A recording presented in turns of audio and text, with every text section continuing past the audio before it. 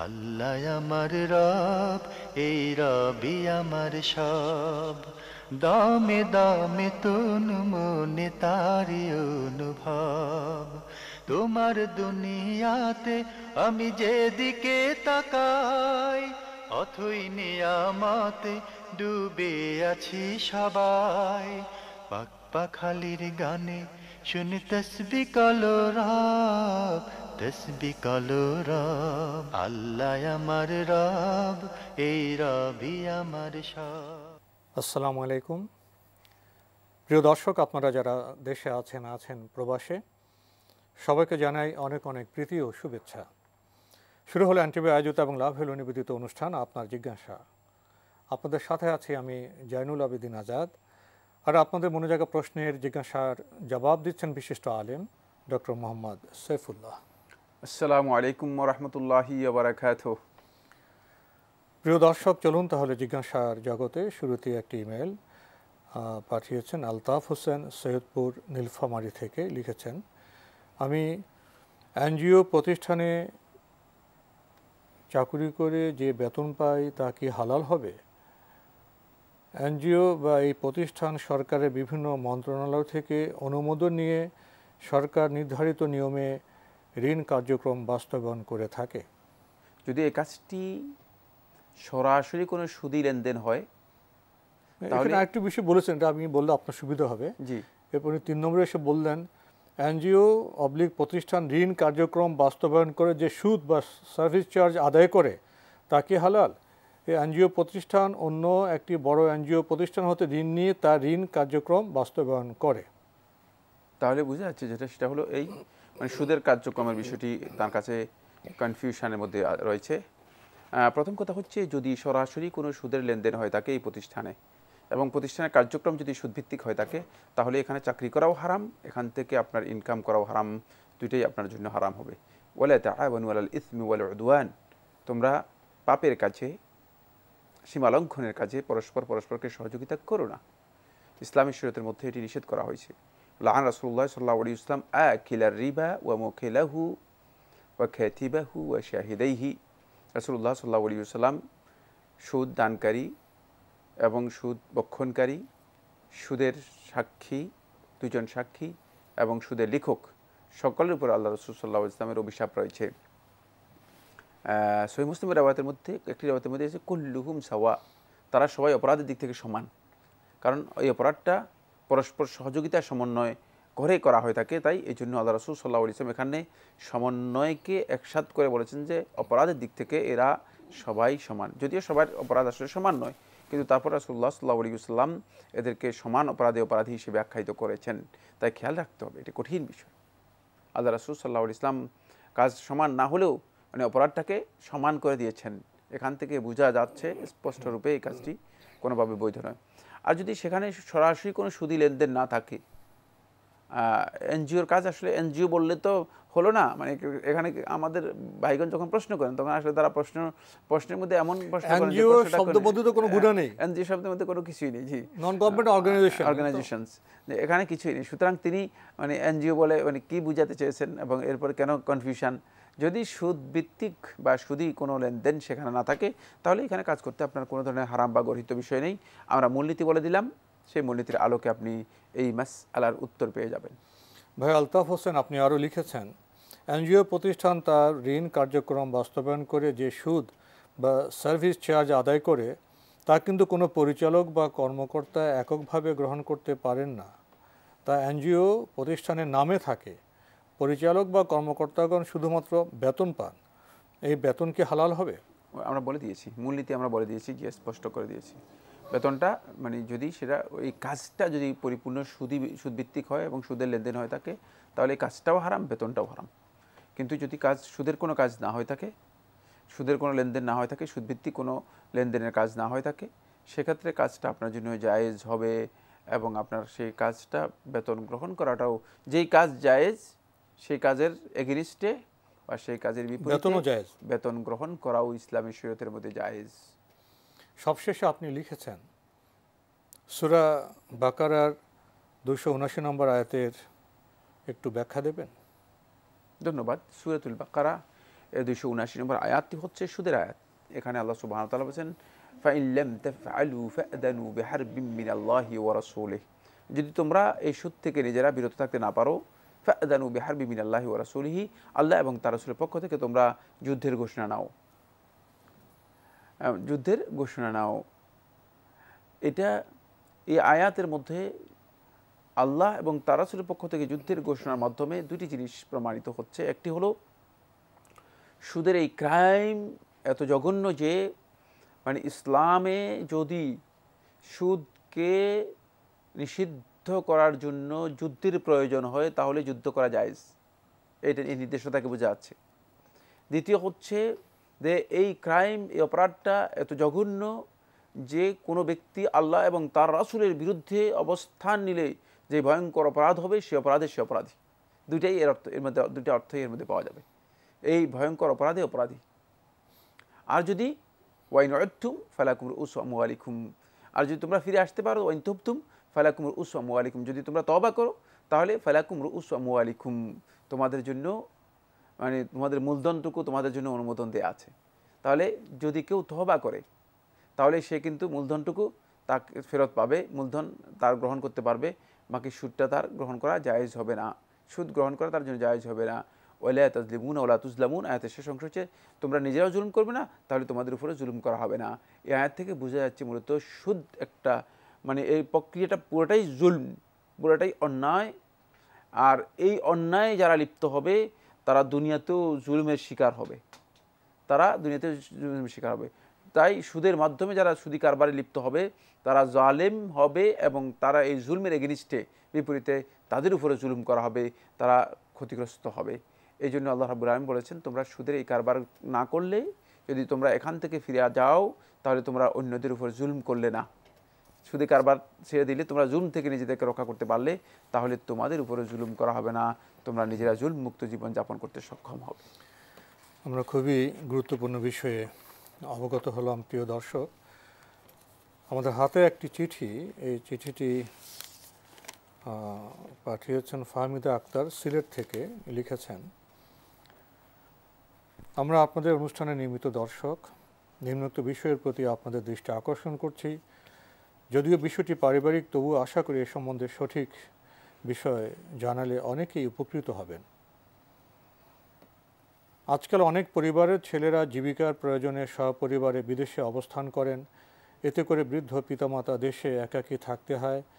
কিন্তু মেয়েরা যদি স্বামীর সংসারে দেশে থাকেন তাহলে কি তাদের উপর পিতামাতার দেখভাল বা মাসে 2-4 দিন অথবা সপ্তাহে 1-2 দিন মায়ের কাছে থেকে তাদের প্রয়োজন পূরণ করা যায় না?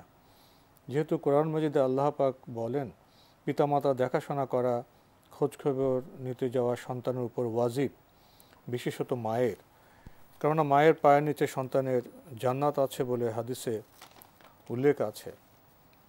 এ দায়িত্বের ক্ষেত্রে ছেলে এবং মেয়েকে আলাদা করা হয়নি, কিন্তু সমস্যার সৃষ্টি করেন কিছু কিছু স্বামীরা।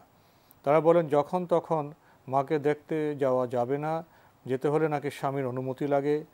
আমি বলি স্বামীকে জানানোই তো যথেষ্ট, মাতাকে দেখাশোনা করা আল্লাহর নির্দেশ, আল্লাহ নির্দেশ পালন করতে তো কারোর অনুমতি প্রয়োজন হয় না। আমার স্বামী এটা মানতে রাজি নন।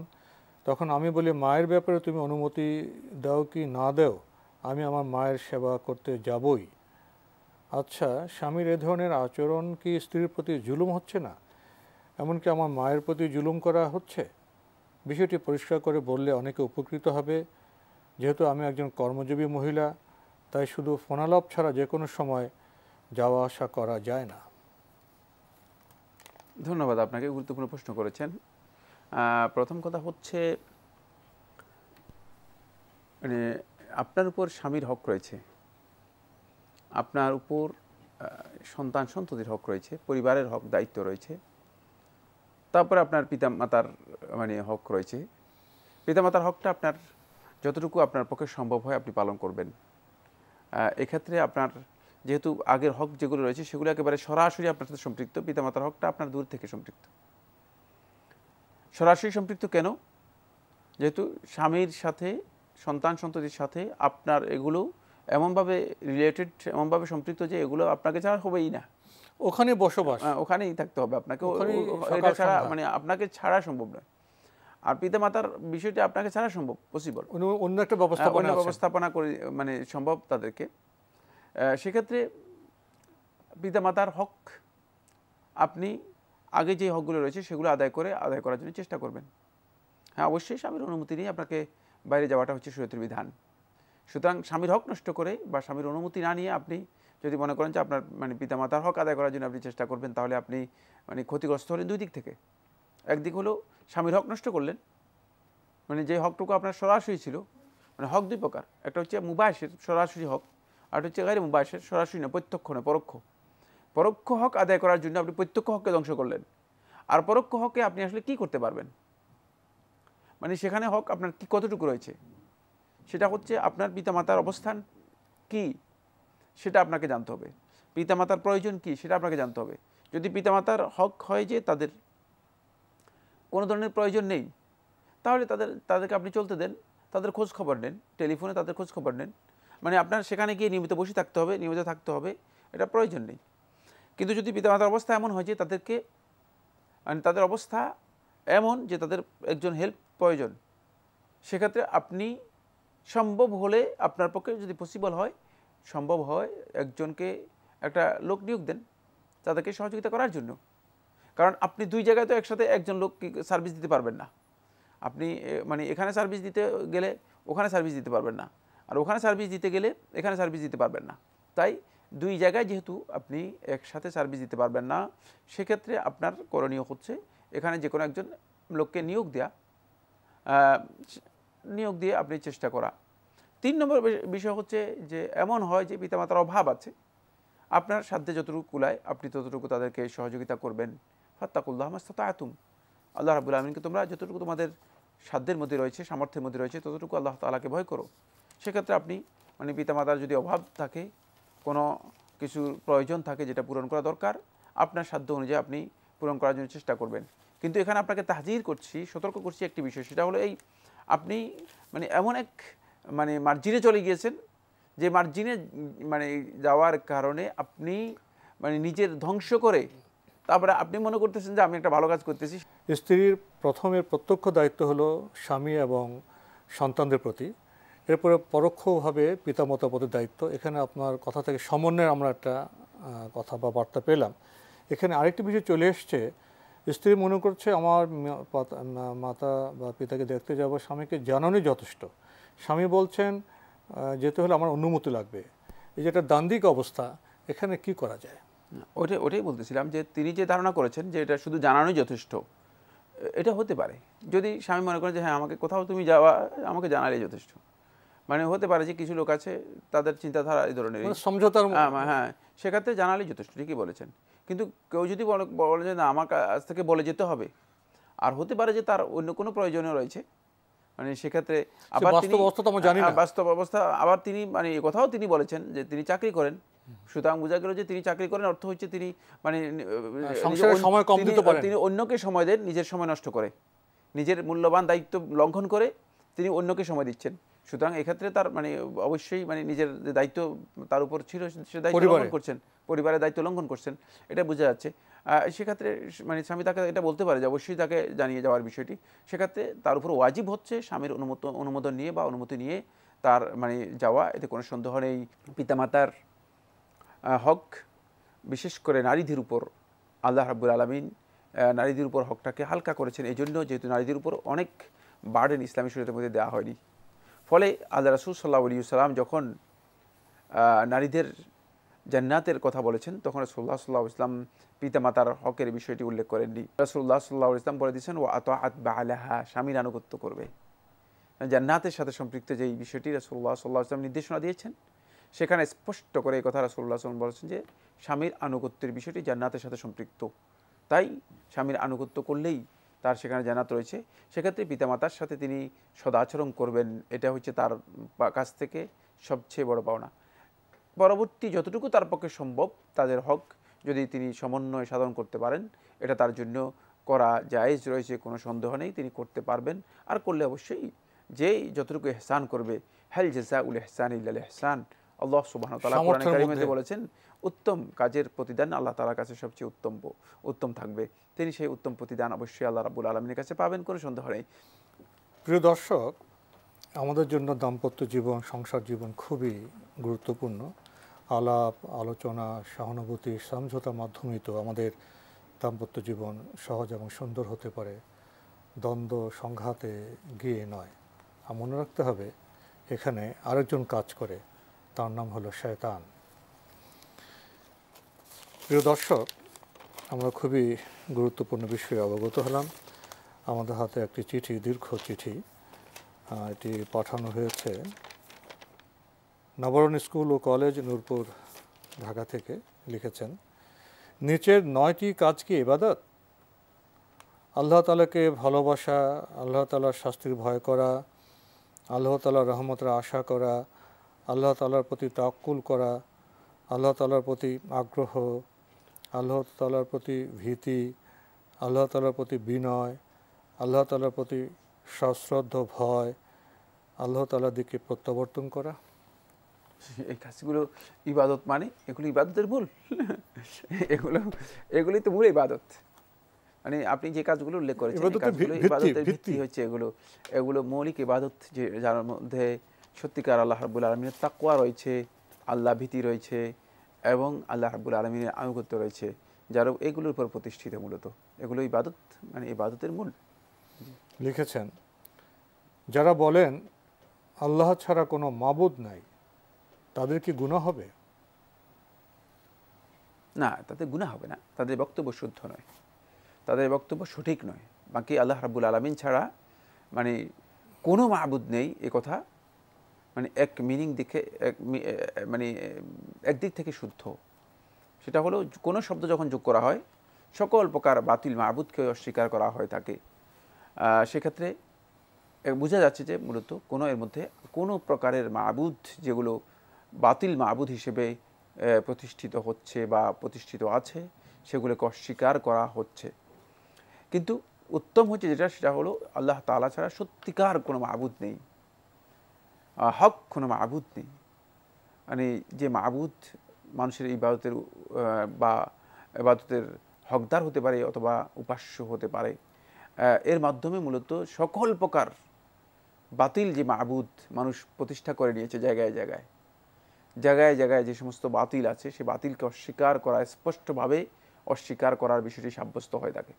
ফলে উত্তম হচ্ছে মানে যাতে করে এই বক্তব্যের মধ্যে বাতিলকেও অস্বীকার করা হয়ে থাকে, এইভাবে এই বক্তব্যটি তুলে ধরা যে একমাত্র বাতিলকে অস্বীকার, বাতিল মাবুদগুলোকে অস্বীকার করা আর আল্লাহ রাব্বুল আলামিনকে একমাত্র হক মাবুদ হিসেবে, সত্যিকার মাবুদ হিসেবে সাব্যস্ত করা, এটা হলো উত্তম। লিখেছেন, আল্লাহ তাআলার আরশের নিচে ছায়া পাবে 7 শ্রেণীর লোক কিয়ামতের দিন। এরপর আপনি 1, 2, 3 করে এগুলো উল্লেখ করেছেন। যার অন্তর সবসময় মসজিদের সাথে সম্পর্কিত থাকে, এর ব্যাখ্যা কি? নারীরা কিভাবে এই বৈশিষ্ট্য পড়বে? যার অন্তর সবসময় মসজিদের মধ্যে ঝুলন্ত থাকে, কালবুহু মুআল্লাকুন বিল মাসাজিদ, রাজুলুন কালবুহু মুআল্লাকুন বিল মাসাজিদ, এমন ব্যক্তি যার অন্তর মসজিদের সাথে ঝুলন্ত। এর অর্থ উলামায়ে কেরাম বিভিন্ন অর্থ করেছেন, দুটি অর্থ এখানে প্রসিদ্ধ।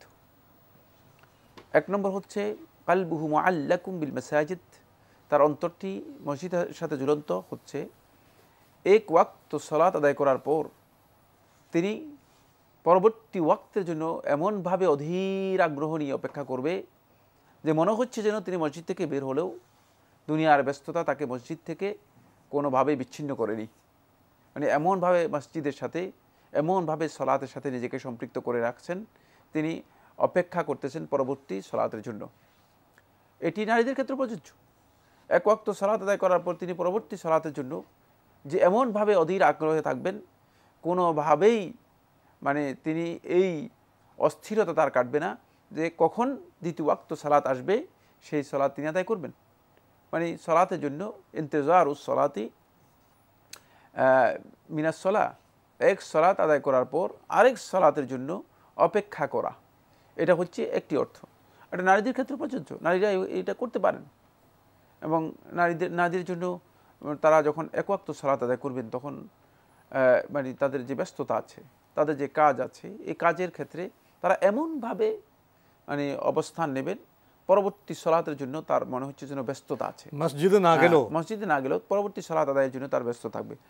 দ্বিতীয় এই হাদিসের ব্যাখ্যার মধ্যে হাদিসগণ বা মুহাদ্দিসিনগণ কথা বলেছেন, সেটা হলো এই ইন্তিজারুস সালাতি কলবুহু মুআল্লাকুন বিল মাসাজিদ। এর অর্থ হচ্ছে তিনি সালাতের সাথে মানে এমনভাবে সম্পৃক্ত যে মানে মসজিদে তার যাতায়াত নিয়মিত, মসজিদে তার যাতায়াত থাকে, মসজিদে যাতায়াতটা তার নিয়মিত থাকে, মসজিদ যাতায়াত তিনি কোনোভাবেই মানে ভুল করেন না।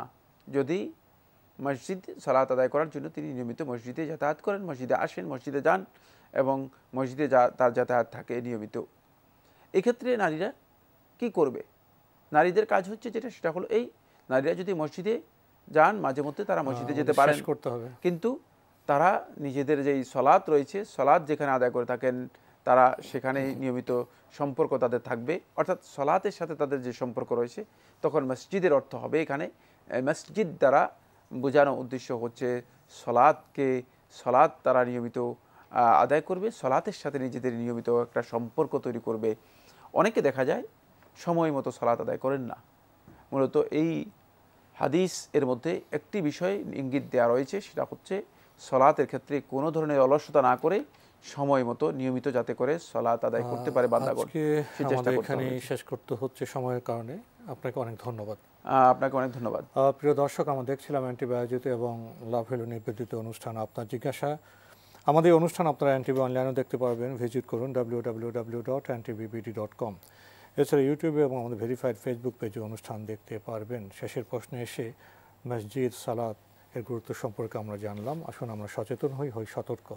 চিঠি লিখুন, প্রশ্ন পাঠান আমাদের ঠিকানায়। পরিচালক আপনার জিজ্ঞাসা, এনটিভি, বিএসসি ভবন, 7ম তলা, 102 কাজী নজরুল ইসলাম এভিনিউ, কারওয়ান বাজার, ঢাকা 1215। আপনারা ইমেলও করতে পারেন। আমাদের ইমেল অ্যাড্রেস আপনার জিজ্ঞাসা @ntvbd.com। প্রিয় দর্শক, মহান আল্লাহ আমাদের সবাইকে নিরাপদে রাখুন শান্তিতে। আসসালামু আলাইকুম। আল্লাহ আমার রব, এই রবি আমার সব, দামে দামে তুন মনে তারি অনুভব। আল্লাহ আমার রব, এই রবি আমার সব।